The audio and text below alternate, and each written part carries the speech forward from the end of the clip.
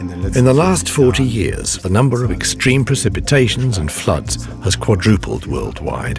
This means that the extremes are becoming more and more frequent. A lot of our work consists of looking at how this development continues and how we need to adapt our water management in order to deal with these changing situations.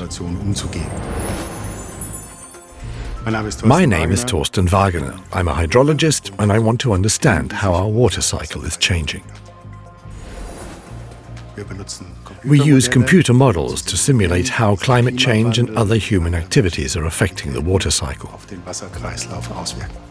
Wagener wants to meet one of the greatest challenges of our time by using simulations to understand interrelationships, by making predictions, and by bringing interdisciplinary research together. What has motivated me from the beginning is the fact that our research also has an impact on people's lives.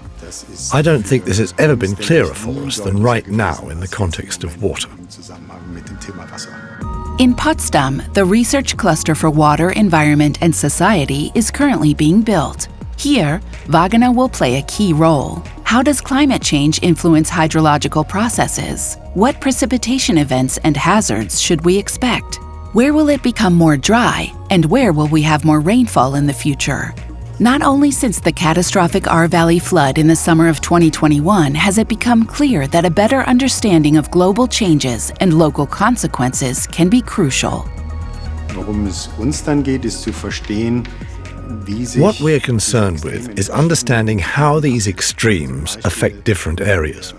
For example, a few weeks after the flood disaster in the R Valley, we had a similar precipitation event in Berlin, which only led to local flooding.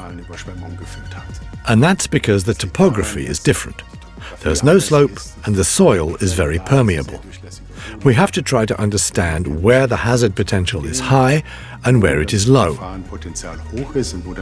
To do that, we have to bring together experts who understand meteorology, who understand the climate, but who also understand the different soils, the vegetation and topography, and then bring all this information together. The impact of climate change on water management and water balance is something we can only deal with sensibly in an interdisciplinary way. The computer models that Wagener and his team develop make a significant contribution to combining the findings of very different disciplines and to making them usable for technicians, for planning, and for research all over the world.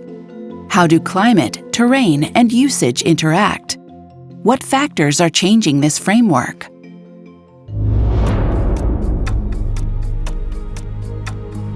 In this respect, water is much more than floods or droughts.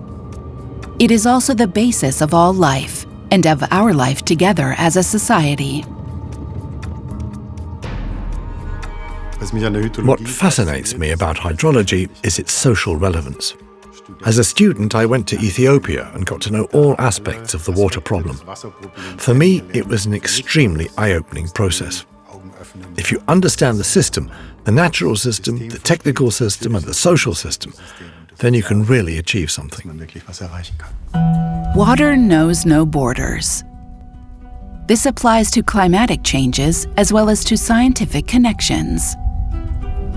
Whether we look at the spreading of infectious diseases or changes in agricultural use, everything is interconnected, and water is the link.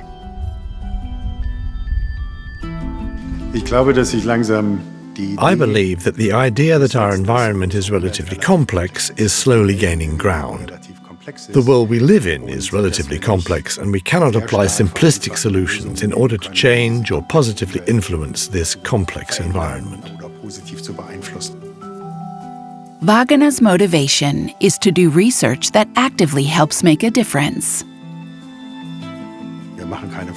We don't do research that someone might use in 15 or 20 years to make a decision.